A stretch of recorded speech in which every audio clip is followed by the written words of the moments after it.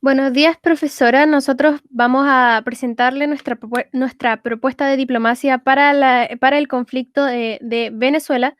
Los integrantes de este grupo son Diego Aróstiga, Vicente Jara, Elisolet Medina, Jesús Perdomo y Alex Ramos. Siguiente, Vicente.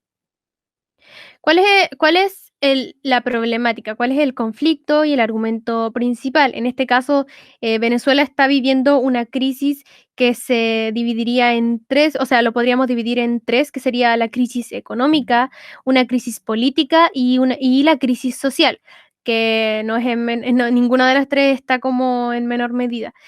Cuando hablamos del lado económico, para el país la crisis supuso la confluencia de distintos problemas económicos, la crisis financiera, la escasez de productos básicos y medicinas debido a esto, el aumento del desempleo por el cierre de empresas privadas y la emigración masiva de estas hacia otros países del continente americano. Asimismo, la disminución del crédito a la empresa privada por parte de la banca de la banca en conjunto a la intervención gubernamental de la política monetaria a través del Banco Central de Venezuela, que todo eso desencadenó una hiperinflación. Eso logró un deterioro en la productividad, en la competitividad y la mala gestión económica. Además de eso, también la alta dependencia sobre el petróleo que existe. Estos contribuyeron al agravamiento de la situación. En cuanto a la parte política, podemos hablar de corrupción política, autoritarismo y también violaciones de los derechos humanos que también han contribuido al empeoramiento de la crisis, lo que ha provocado distintas manifestaciones de parte de los venezolanos, más que nada por la falta como dije anteriormente, insumos básicos, alimentos, medicamentos, por cortes de luz, etcétera. Y con estas manifestaciones vinieron las múltiples violaciones a los derechos humanos y muerte de manifestantes o de retractores del gobierno de Maduro. Siguiente diapositiva. Más que nada, al dividirlo en económico, político y social, lo que estoy haciendo en estos momentos fue investigar cuáles fueron como las distintas reacciones que tienen los medios ante la crisis en Venezuela. Decidí elegir por este lado a eh, un medio europeo que es El País, España, en donde aquí se muestra, dice, Venezuela se queda sin dinero en efectivo. Aquí te habla de la hiperinflación, por así decirlo, es una noticia de este año, no, del 2020, si no me equivoco. Habla de la hiperinflación que es, incluso se dice que por así decirlo, los bolívares no sirven para mucho. O sea, la gente tiene tanto dinero que no sabe qué hacer con ello. Mientras que por este lado tenemos La Nación, que es un diario argentino. Dice, Maduro aumentó el salario mínimo en 300.000 pesos, pero no alcanza para un kilo de carne. Básicamente es lo mismo. Igual hay que darse cuenta que La Nación es de ideología liberal conservadora, pero aún así es una visión interesante ambas visiones son de una economía que está en crisis, ¿no? Siguiente diapositiva, Vicente. En cuanto a la política, elegí el France 24 de Francia, que, por así decirlo, es un medio por suscripción. Dice, Venezuela da pequeños pasos hacia el diálogo entre el gobierno y la oposición. Ahora se habla, porque me parece que es de entre mayo o abril esta noticia de este año, en el que por fin se da como una luz de que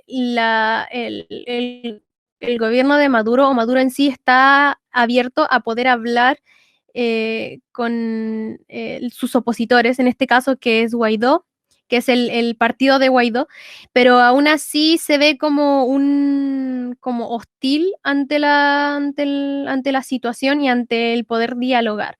Más que nada, así como con comentarios en Twitter, etcétera, sobre así como de voy a dialogar con ellos, vamos a ver qué sale de esto, una cosa así, en algo así como hostil, como por así decirlo, en la misma parada hostil, pero con intenciones de dialogar, ¿no? Y es como se muestra más que nada la polaridad que actualmente hay en Venezuela en la política. Mientras tanto, por el otro lado tengo a VTV, que es de Venezuela. Lo interesante de VTV de Venezuela es que es un medio del gobierno venezolano, o sea, es el medio que maneja el gobierno de Venezuela.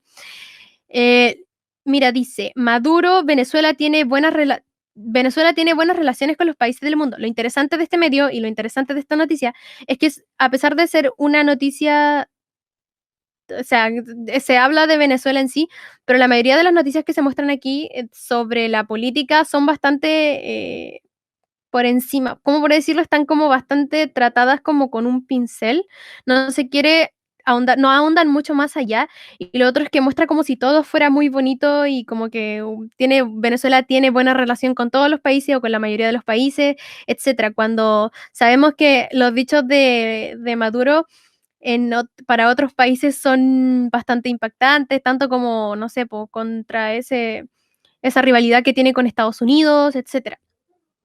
Entonces es como una visión muy interesante y muy distinta. Mientras que aquí critica un poco más a Maduro, en la VTV se ve como que se nota que es un medio que está muy controlado por el gobierno y no quiere decir nada más allá. Siguiente, Vicente. Y por último tenemos bueno, no por último, tenemos el social. Más que nada por este lado tenemos a la BBC, un medio europeo. En este caso habla sobre la crisis en Venezuela desde el lado del acuerdo que tiene la ONU con Venezuela actualmente, pero más que nada, lo interesante del titular es que dice insólito, habla desde una perspectiva como que es como por así decirlo, es como extraño, raro, o algo tiene mal, es como encontrarle algo malo al acuerdo que tiene la ONU con el país, ¿no? De la alimentación a los niños. Mientras que por este lado tenemos a Telesur, que es de Venezuela, que si no me equivoco, sí, es un medio latinoamericano, pero sí está ubicado en Venezuela. Y este dice, ¿en qué consiste el acuerdo entre Venezuela y Naciones Unidas? Lo interesante de esta noticia es que te da la perspectiva un poquito, como dije anteriormente, un poquito más desde por encima, o sea, te explica en qué consiste, te dice cuáles son las cosas buenas, qué es lo que dice Maduro de ello, pero no te habla nada malo de eso, no te habla ninguna de las cosas malas sobre este acuerdo. En cambio, la BBC no, la BBC está mostrando una parada mucho más crítica y mucho más en contra, o una parada un poco más, como dije anteriormente, crítica sobre la situación y sobre este acuerdo. Siguiente, Vicente. Y por último tenemos a las ONG, en este caso porque puse una página del examen ONU Venezuela. Se supone que el examen ONU Venezuela es una página creada por organizaciones de la sociedad civil venezolana, que, que más que nada tienen una labor en la defensa por los derechos humanos de Venezuela en sí. Y se creó precisamente me parece que desde 2011 en adelante, que es como que se dio esta problemática el inicio. Y en este caso, esta noticia habla sobre que varias organizaciones internacionales em, firmaron, firmaron como un comunicado para pedir que se termine la represión de la sociedad civil en Venezuela, o sea, contra los derechos humanos. Lo interesante de esto, por ejemplo, ese trocito que puse, que es más de 90 organizaciones de derechos humanos, incluso está entre estas la Human Rights Watch, etcétera. Hay organizaciones de de varios países latinoamericanos, de hecho, mediante un comunicado manifestaron su rechazo a los ataques sistemáticos del gobierno venezolano hacia las organizaciones de derechos humanos y restricciones al espacio cívico. Básicamente se habla de la mayoría de las ONG están en contra de lo que está ocurriendo actualmente y socialmente en Venezuela. Y ahora viene mi compañero Vicente. Yo les voy a hablar acerca del revisionismo histórico de Venezuela. Todo esto partió con el Caracazo el 27 de febrero de 1989, que este evento consistió en una ola de protestas que se esparcieron por todo el país. En 1992, un grupo de militares intentó derrocar al presidente de aquel entonces, pero al fracasar la misión, estos militares fueron llevados a prisión, siendo uno de ellos Hugo Chávez. 2 años después, Hugo Chávez es liberado por el nuevo presidente al mando. Y este se desliga del ejército para crear su carrera política y, y realizaba discursos en los que apoyaba a la clase baja y además apuntaba a los políticos de aquel entonces como los principales culpables de la desgracia que hay en el país. Por lo que Hugo Chávez se postula en 1998 como presidente y triunfa en las elecciones. Sin embargo, la sociedad se fragmentó entre los chavistas y los opositores, y durante su mandato, Hugo Chávez creó una asamblea constituyente para redactar una nueva constitución. Sin embargo, em, la postura de política de Hugo Chávez no ha sido bien vista por otros países, por lo que le ha costado bloqueos económicos y otros problemas, siendo principalmente los financieros, como por ejemplo el gasto que se realizaba en los programas sociales con las ganancias del petróleo, un producto muy importante de Venezuela y bastante valioso. Tras la muerte de Hugo Chávez, ascendió Nicolás Maduro, perdón, al poder en el año 2013, cosa que se ha caracterizado por ser un gobierno bastante represivo hasta el día de hoy, y esto ha generado bastante descontento entre la población.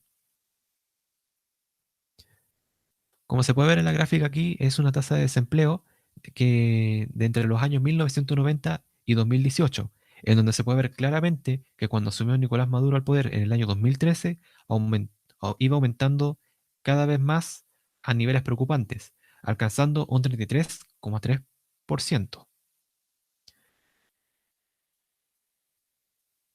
Bueno, en cuanto a los medios, Hugo Chávez tenía en su favor a los medios debido a que él representaba la esperanza, ya que él mismo prometió acabar con la corrupción de aquel entonces del país. Como por ejemplo se puede ver en el primer diario El Periodiquito, que es un medio local venezolano, en donde enaltece su figura y, y justo aparece una foto en donde la gente, todos los medios lo apoyan debido a su programa de gobierno. Sin embargo, esto no fue para siempre, ya que a medida que iban pasando los años, su imagen iba decayendo, tanto la de él como la del país, debido a la crisis económica que se ha producido por, por el financiamiento de los programas sociales que él ha hecho a costa del petróleo. Cosa que, a pesar de que el petróleo es un producto bastante, bastante caro y valioso, mejor dicho, y bastante valioso, Venezuela no ha crecido. Cuando Chávez falleció en 2013, a pesar de a pesar de su mal manejo y algunos otros problemas, su figura sigue siendo importante en la historia de Latinoamérica, tal como lo refleja el diario argentino El Clarín. Por otro lado, cuando asumió Nicolás Maduro al poder, la prensa no ha mirado con buenos ojos la situación de Venezuela, debido a que lo asocian con toda la represión que él mismo ha realizado durante su gobierno. Como se puede ver en el primer artículo del diario español El País, en donde dice el titular: Venezuela permite al ejército el uso de armas para reprimir manifestantes. Y en este artículo precisamente se habla de eso, de cómo los manifestantes han denunciado esta realidad con los medios y otras ONG internacionales. En el segundo artículo, Venezuela, el camino hacia la crisis, se habla cronológicamente de cómo esta crisis ha ido empeorando. Y en el tercer artículo se muestra de que Nicolás Maduro ganó las elecciones a través del boicot y la represión contra los opositores. Ahora les dejaré con mi compañero Alex Ramos. Bueno, dentro de las causas tenemos primero que Venezuela se vio atrapado con una dependencia económica respecto al valor del petróleo. Esto sucede durante los años 70 y esto es lo que lo deja atrapado dentro de las fluctuaciones económicas respecto al valor del petróleo en sí. Lo cual, luego tenemos la siguiente causa, que es la caída del valor del petróleo, también durante los 70, lo cual causó una ralentización económica en Venezuela. Bueno, esto obliga a aumentar la recaudación y al mismo tiempo los gastos, con lo cual Venezuela ve devaluada su moneda en ese entonces. Los gobiernos que continúan viendo este asunto, que son el gobierno de Luis Herrera Campins y Jaime Lucenchi, estuvieron marcados por la corrupción administrativa y el mercado negro de divisas, lo cual en vez de solucionar el problema lo aumentó más. Y esto provocó un gran descontrol debido a la situación tanto interna como el tema económico, en donde ya se podría empezar a ver una primera crisis en Venezuela. Bueno, luego de estos mandatos viene el segundo mandato de Carlos Andrés Pérez en 1989, quien apenas toma el poder se ve envuelto en el gran problema que le surgió luego de que Venezuela tuviera una deuda de 6.500 millones de dólares ante Estados Unidos. Una deuda que era impagable en el momento debido a que en el momento en que él asume le quedaba muy poco tiempo para saldar esa deuda, por lo cual se ve obligado a tener que ejecutar medidas muy estrictas dentro de lo que sería el ámbito económico. Entre estos se puede encontrar el costo, aumenta el costo de los transportes o el costo de la gasolina y otros gastos que hizo que la gente sintiera mucho malestar y se rebelara un poco en contra de estas medidas. Bueno, la gente se empieza a salir a las calles y tenemos lo que se conoce como el Caracazo, una revuelta popular a nivel nacional que fue reprimida por el gobierno y que por parte de las personas generó una ola de protestas y disturbios a lo largo de Venezuela, partiendo desde la ciudad de Guarenas hasta llegar a la capital Caracas, por eso se le denomina Caracazo. Estas protestas duraron un total de 9 días, en los cuales hubo mucho conflicto, hubo mucho enfrentamiento de la ciudadanía en contra del gobierno. Aquí ya la inestabilidad política se vuelve la causa principal del conflicto junto a la crisis económica que todavía no se puede saldar, lo cual llevó a destituir al presidente en este momento y que Venezuela estuviera sumida en una especie de caos. Bueno, junto a este caos social que se estaba viviendo, tenemos que en 1992 Hugo Chávez intenta un golpe de Estado que fracasa, por lo cual él es encarcelado por 2 años hasta que en 1994 él es liberado, él es sobreseído y liberado. 4 años más tarde, en 1998, Hugo Chávez se postula a la presidencia y termina siendo elegido democráticamente, dando inicio a lo que se conoce como la Revolución Bolivariana, que hasta el día de hoy se ve en Venezuela. Esta es una ideología que parte de la ideología del chavismo y que, tenemos el gobierno de Hugo Chávez y finalmente el gobierno de Nicolás Maduro en 2013, que hasta el día de hoy se mantiene en el poder, pero siempre manteniendo los problemas sociales que hasta el día de hoy vemos en Venezuela y que vamos a ver ahora como las consecuencias. Bueno, respecto a las consecuencias, vamos a dirigirnos directamente a lo que ha pasado en la época Maduro, que es la más actual en Venezuela. Y tenemos primero el desacuerdo a raíz de los resultados de las elecciones en 2018, lo cual provoca una crisis presidencial y esto genera que haya un doble presidente en Venezuela. Tenemos a Nicolás Maduro, quien se le ha acusado de haber arreglado esas elecciones y que es mantenido como presidente ilegítimo por ahora, mientras que tenemos a Juan Guaidó, quien es elegido también y se considera como un presidente a cargo del gobierno de transición. O sea, tenemos una doble presidencia en Venezuela. Junto a esto tenemos la crisis inmobiliaria, económica y social, que es lo que ha marcado la tendencia en Venezuela, y esto debido a una mala gestión en el gobierno de Nicolás Maduro, lo cual ha dividido a la población y acarrea todas estas crisis. Junto a esto, a nivel social, la población contraria a Maduro se ha manifestado en contra del gobierno constantemente y lo ha hecho notar su descontento a través de distintos múltiples estallidos sociales que hemos visto en Venezuela. Los más icónicos fueron el del 2014 y el del 2019, que también duró hasta 2020. Bueno, también la crisis social desencadenó una ola migratoria incontrolable. Personas que escapaban de Venezuela para irse a otros países de Latinoamérica y Norteamérica. Pero esto, al mismo tiempo, generó rechazo por parte de estos países. sobre todo Estados Unidos y otros países de Latinoamérica, que han demostrado su rechazo y son ellos mismos los que le dicen a los venezolanos que no vayan a sus países. Bueno, finalmente tenemos que Venezuela presenta una hiperinflación que ha devaluado la moneda a niveles extremos, al mismo tiempo de que ha sufrido múltiples recesiones económicas que lo han posicionado como uno de los países con mayor riesgo país. Y finalmente, para terminar el problema, tenemos que no encuentran soluciones debido a que Venezuela ha recibido múltiples sanciones internacionales, bloqueos económicos, acusaciones de imposición del Ejecutivo, arreglo de las elecciones, abusos de los derechos humanos y otras sanciones económicas en general. Todo esto constituye la situación actual de Venezuela, que continúa siendo una crisis. Respecto a los pasos del conflicto, tenemos en que el conflicto evidentemente es la crisis en Venezuela. En cuanto a los actores, tenemos a los países sudamericanos. Yo diría que los más afectados por esta crisis migratoria, como pueden ser Colombia, Perú, Brasil, Ecuador, el propio Chile y hasta países de Norteamérica como Estados Unidos. La toma de decisiones, los actores lo estamos viendo desde una perspectiva desde la migración, pero en un sentido diplomático, en un sentido de relaciones internacionales. También influye aquí organismos internacionales como puede ser la OEA, por ejemplo, que ha excluido a Venezuela varias veces de sus reuniones. También tenemos a ACNUR, por ejemplo, que al contrario excluyó a Venezuela de los países que están en crisis migratoria, por ejemplo. Entonces hay organizaciones que están a favor y en contra, al igual que otros países de otros continentes que apoyan o se ponen en contra, como la Unión Europea, por ejemplo, de Venezuela. Tenemos, digamos, en ese sentido de todos los tipos, tenemos como una especie de posguerra fría dentro de todo esto que se hablará más tarde. Tenemos por otra parte la toma de decisiones desde una perspectiva realista desde el sentido venezolano, debido a que hay una respuesta a lo que ellos perciben como ataques o como coerción.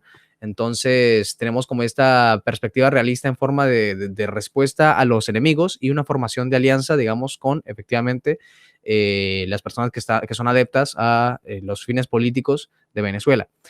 Eso tiene que ver con los desarrollos conceptuales en el sentido de la formación de alianzas, como ya hablábamos. Tenemos países como Bolivia, por ejemplo, como Nicaragua, como Cuba, como Rusia, como Corea del Norte, como China también, que de alguna manera están a favor y quieren realzar la economía venezolana, o por lo menos son de alguna manera referentes políticos que están de acuerdo con la institucionalidad en Venezuela.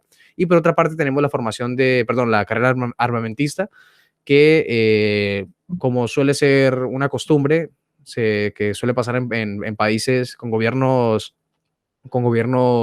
podríamos decir, autoritarios de izquierda, como Corea del Norte, como China, por ejemplo, donde se hace un uso comunicacional frecuente, digamos, de lo que es el poder armamentístico. Pasamos a la siguiente. Y según el modelo de Pearson y Rochester, analizando cómo funciona este conflicto, tenemos en que en base a la parte del poder y la riqueza, Venezuela ostenta un poder político y una fuerza militar. También podríamos decir un poder económico. Sin embargo, en este caso decidimos dejar el área económica hacia otras fases del juego por digamos, la realidad de Venezuela en este momento, que ha sido muy criticada y que además se puede analizar desde otro ámbito, pero en el sentido de poder y riqueza, la fuerza militar, el poder político que tiene mediante alianzas que ha formado, creo que es esencial al menos dentro de un espacio diplomático. Hay que tener en cuenta, por ejemplo, que Venezuela es aliada de Rusia, por ejemplo, es aliada de China, es aliada de Corea del Norte, o al menos adepta, antes de iniciar un proceso diplomático, un proceso de relaciones internacionales. Por otra parte, en cuanto a la interdependencia económica, tenemos a que estas mismas alianzas hacen que Venezuela dependa de muy pocos países y que tenga muy pocas salidas comerciales.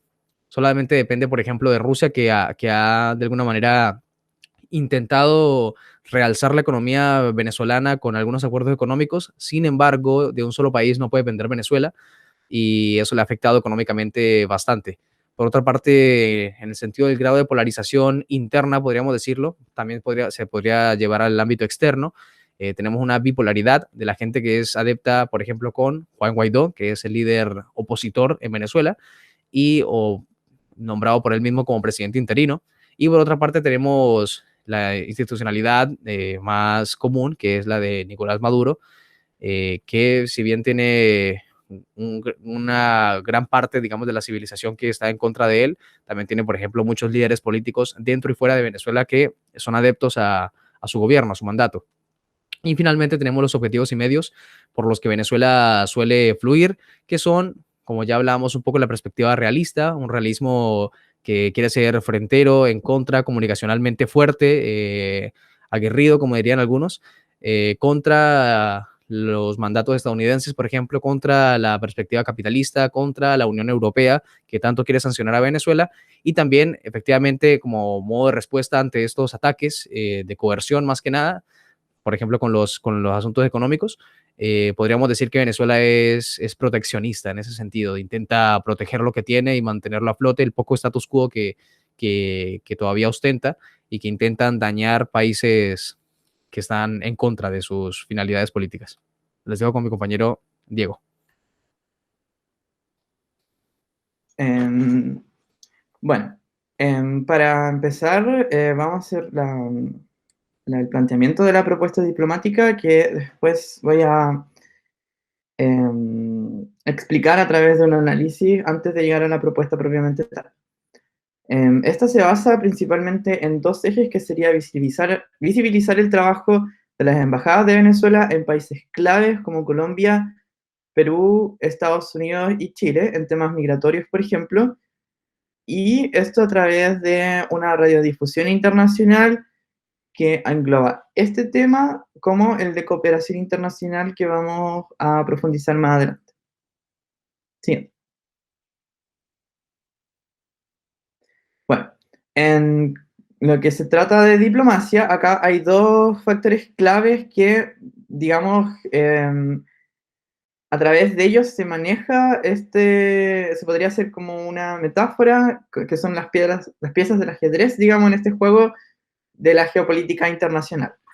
El primero de ellos es el manejo de la imagen, que también la democracia, o sea, la diplomacia lo que busca es generar una buena imagen país, digamos, y manejar dentro de lo que se puede la percepción internacional que se tiene, en este caso de Venezuela, y los tipos de estrategias diplomáticas a través de noticias. Voy a explicar un poco cómo se evidencia unas estrategias mixtas que combinan tanto los elementos de coerción como de cooperación. Sí. Bueno, primero tenemos un poco cómo se ha ido trazando el orden de alianzas internacional, y en este sentido ha habido mucha expectativa en el cambio entre Donald Trump y Biden, en el sentido de qué política iba a seguir Biden. La política de Trump puede ser cuestionable en muchos sentidos, pero digamos que fue efectiva en generar presión y en movilizar, digamos, respuestas por parte de tanto la Unión Europea, que respondió favorablemente a las sanciones que se realizaron en contra de Venezuela, como de Venezuela igual, digamos, hacer reaccionar a Maduro en algunas declaraciones. Y bueno, quienes se le han adelantado a Estados Unidos, y en este caso a Biden, que ha declarado también que no tenía apuros en revisar las sanciones o la situación de Venezuela, son Irán, Rusia y China, quienes han establecido alianzas y han rectificado las alianzas. Por ejemplo, en la noticia de France 24, en junio hubo este encuentro que hacen del Departamento de Defensa, donde Rusia estrechó y, digamos, rectificó los lazos con, en este caso, Venezuela. También, semanas antes de ese evento, los ministros de Relaciones Exteriores, tanto de Rusia como de Venezuela, tuvieron un encuentro también en el país ruso. Y Irán mandó 2 buques de defensa iraníes al Atlántico hacia Venezuela en apoyo, digamos, armamentístico. ¿Haciendo? Y bueno, acá es donde se va vislumbrando un poco este tira y afloja de las tensiones internacionales. Por ejemplo, Maduro, tanto cuando asumió Biden como hace poco, el 18 de junio, se mostró favorable a negociar con Estados Unidos y, digamos, abierto al diálogo, sobre todo en el tema económico. Y habían tenido conflictos anteriormente, puesto que la ONU había ofrecido ayuda humanitaria que Venezuela había negado aceptar. Finalmente, ¿qué pasó? Hoy mismo Estados Unidos empieza a levantar las sanciones impuestas por Trump en Venezuela y va a ser extendido en este caso durante un año, y antes de eso ya la Unión Europea y Canadá estaban evaluando revisar las sanciones contra Venezuela. Entonces, si Estados Unidos empezó, podría esperarse que expanda tal vez en un mediano o largo plazo, dependiendo de lo que pase, a más países como Canadá o la Unión Europea. ¿Siente? Bueno, los componentes en la diplomacia pública, que nosotros ya lo vemos más como dentro de la propuesta, es el uso de las embajadas, que eso es en el corto plazo y que daría credibilidad. Lo que hay que acentuar en este punto de acentuar el trabajo de las embajadas de Venezuela en otros países es también un reforzamiento de la rigurosidad con la que se trata la información y también el uso de las fuentes, por ejemplo, en informes oficiales, que en el caso anterior que habíamos analizado, podían darse casos que a través del fact-checking podían ser cuestionados en Venezuela, pero digamos podríamos hacer una homología y también una transmisión internacional,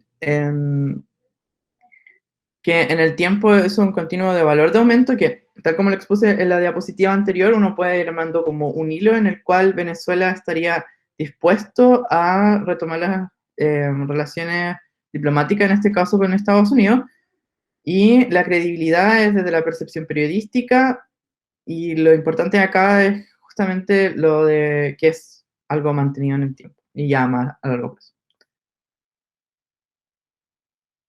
Bueno, ¿qué otras cosas de la diplomacia pública vemos, de la nueva diplomacia pública? Es que tenemos este contexto de la posguerra fría, donde están estas alianzas, estos grados altos de polarización, también estos nuevos métodos como el Internet. Venezuela quisiera mejorar su imagen país y justamente hacer esta radiodifusión internacional que muestra un lado post-cooperación, necesita justamente